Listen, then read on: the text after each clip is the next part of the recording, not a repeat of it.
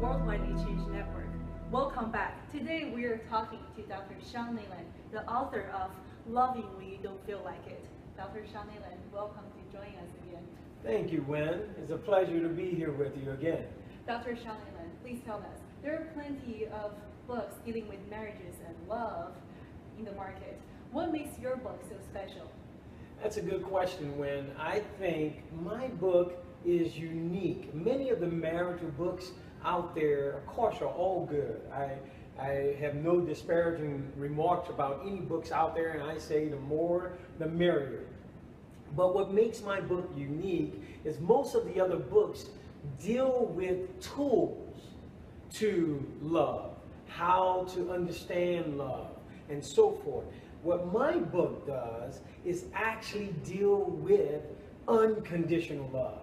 And it's the essence of what marriage is about, or a relationship is about. For instance, Paul talks about, in 1 Corinthians, the 14th chapter, I believe, he talks about, he says, if I can have faith to move a mountain, or if I do good for the poor, and I have not love, what good is it? If I throw my body and I sacrifice myself into the flames, and I'm paraphrasing here, without love, what good is it? So in other words, to do acts of kindness, or to understand your partner's love language, if you will, is outstanding.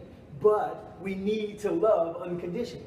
So in other words, if I know your love language, or I understand your needs and I know my needs, but I don't have love, and I'm just going through the motions, it won't prosper anything. When you talk about love in the ideal world, in the perfect world, of course we all want it, but in modern society, yes, the divorce rate mentioned in your book is 50% in the first marriage, and 60 to 67% in second marriage, yes, and the divorce rate is even higher in third marriage. Yes. So how do you draw a connection between perfect love and the reality through unconditional love?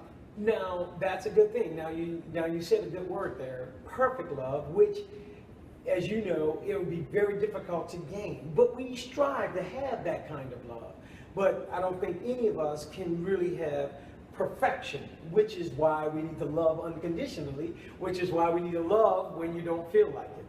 And so the statistics for the first marriage, as you said, 50%, right? 50% of those who get married today within 7 years will be divorced.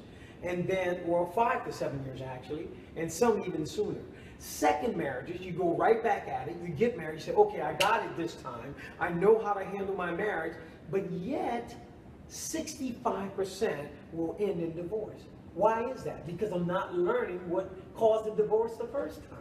Because I think if I do these things, if I learn these tools, if I take these steps, if I can, to a happier marriage, 15 steps to a happier marriage, I'm going to get it.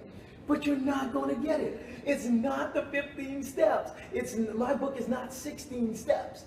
My book deals with the essence, uncovering, peeling back the characteristics of unconditional love. And as you said, third marriages have a divorce rate of 75% on average, 70 to 75%, some reports 72, 73. But the point is, you just keep trying it. It's not going to get any better. What's going to make the difference is learning unconditional love. Talking about statistics, you also talk about cohabitants. When people cohabited before their marriage, the divorce rate is 75%. Now listen to this one.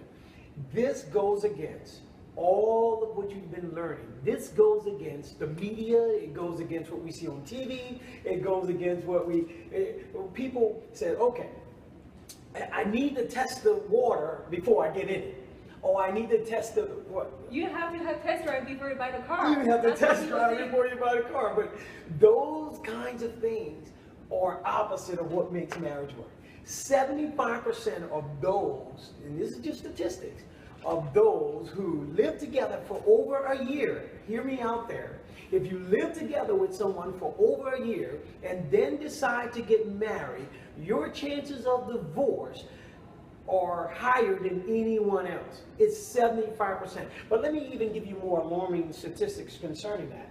In fact, if I took 20 people, out of those 20 people who live together for over a year, only 5 will get married. The other 15 will have babies out of wedlock, and they will split eventually and go on their merry way, or they will never get married. The 5 who get married, 3 of them will divorce. 3 of those couples will divorce out of the 5. So you start from 20, and first of all, only again 5 of the 20 will even get married. And even when 5 of the 20 get married, 3 of the 5 divorce. Now, why? You ask me why. My daughters, my friends, they ask, well, that doesn't make sense, Dr. Neyland. How you're living, you know the person, you know their ups and downs, and all you did is sign the paperwork and you got married. Exactly. Here's what changed. When you don't have marriage in the view of a sacred entity, or a sacred, I shouldn't say entity, that's a bad word, a sacred ceremony. When you don't see marriage as a sacred ceremony, you see marriage as just signing the paper. I was already living with you. Nothing changed. We just went to the justice of the peace, or the preacher, or the pastor. He or she married us, and now we're good to go. And so as soon as trouble comes, which conflict will come in every marriage. I've been married for 29 years. There is no marriage free from conflict. Stop fretting. You're not going to have a perfect marriage. See, I'm giving you the permission to stay in your marriage. You're not going to be perfect. Just go for it and know that I need to learn to love unconditionally. So when the conflict comes with couples who cohabitate before marriage, they have a tendency, because they don't see marriage as sacred, they have a tendency, study shows, just to exit. We call it the exit, high exit, in vulnerability in the marriage. So that's really what happens.